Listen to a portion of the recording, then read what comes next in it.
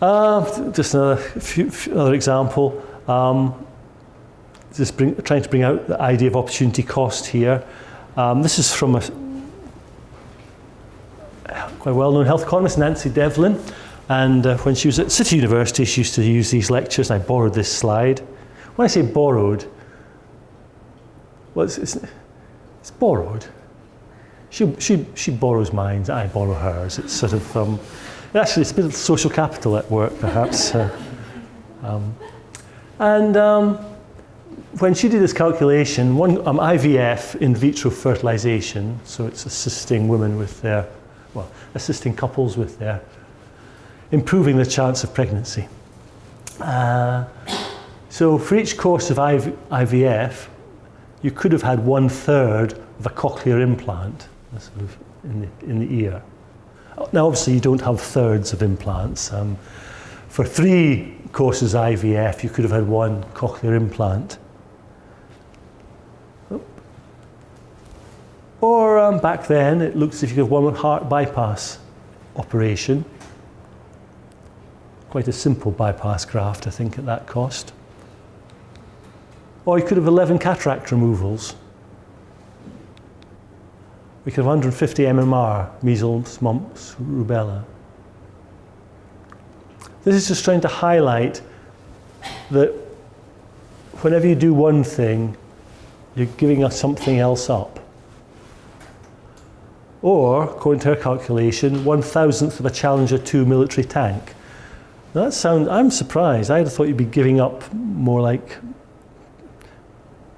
a 10,000th of a Challenger 2 military tank. But anyway, that was her calculation. The point she's trying to bring out here is, you could look at it purely within a health context, if you like, and look at the opportunity cost in terms of health. But of course, your decision could be to put more resources into the healthcare sector and you take it out of some other sector. Now, most people are quite willing to have fewer tanks. I'm not going to engage in Japanese politics because I don't know anything about it. And I do know that you, as a country, have a different attitude towards military than some other countries. But even in England, well, we have quite a large army. Most people are very willing at the idea. They think, oh, if I give up 1/1000th of a tank and I can get 150 MMR vaccinations, definitely let's do it. But governments do think it's important to maintain an army, etc. And so it's an opportunity cost still. Right. Now, I'm not going to go through this in any detail, but some of you may be aware of a medical journal called The Lancet. It likes to see itself as a sort of top medical journal. It's probably not quite as top like New England Journal of Medicine, but it's a very prominent journal. Ian Roberts, who was here earlier this month, some of you may have been along, he would always strive to publish there if he can. The editor is this guy called Richard Horton, and he's really into tweeting. And in blue it's a little bit hard for you to read, a bit far out, but far away from you, but economics, second only to management, may just be the biggest fraud ever perpetrated on the world. It's quite tough criticism. And he then gave a series of tweets, and it added up in the end to about 10 of them.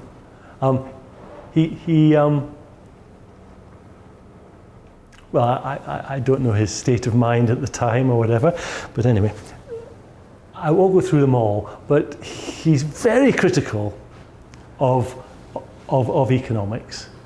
I'll take the first one.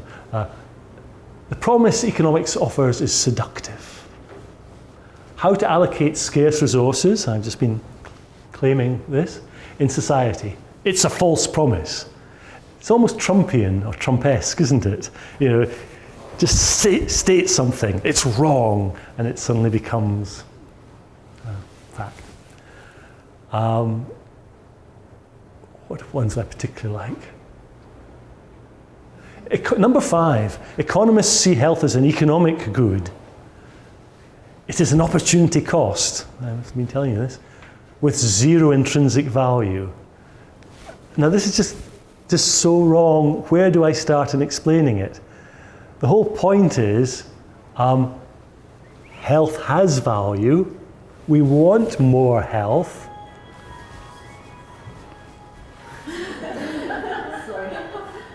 Mike Oldfield, I think, Tubular Bells, 1972, 3, was it?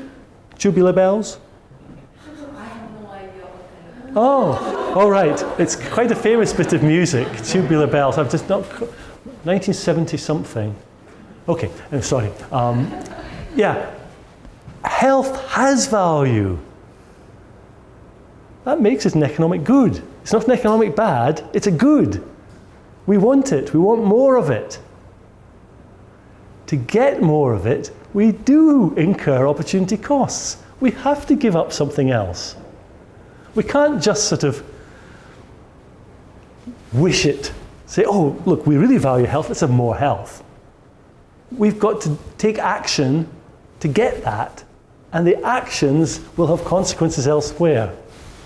Now, there is an idea that, oh, the health service could always just be a bit more efficient. You know, people are just not doing things very well. Now, that idea has been around for decades, and to some extent it's true. You can identify things, areas of inefficiency. But year after year, healthcare professionals have been under huge pressure in most countries to be more efficient. And really, I think they're beginning to run out of things they can do to be more efficient. If you want more health, you're going to have to spend more money. And if you're going to spend more money, you're giving up something elsewhere. Anyway, at that point, I've got a couple more slides, but I'll use them to kick off the afternoon session. Okay, so we reconvene in 1 hour, I believe. Yeah? Is it okay to ask some questions? Oh, please do. Please. In earlier lecture, I was personally surprised that you said health economics has nothing to do with saving money. That stuck in my mind because in my mind, health economics is nothing about cost cutting, but you said that's the opposite. So my question, the first one is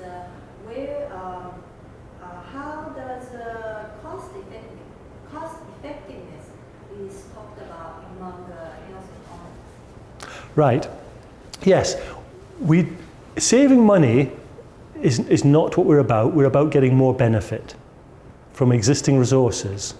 Or, if you're going to bring in new resources, making sure the additional benefit you get from the new resources exceeds the benefit you've lost elsewhere where you've taken the resources from.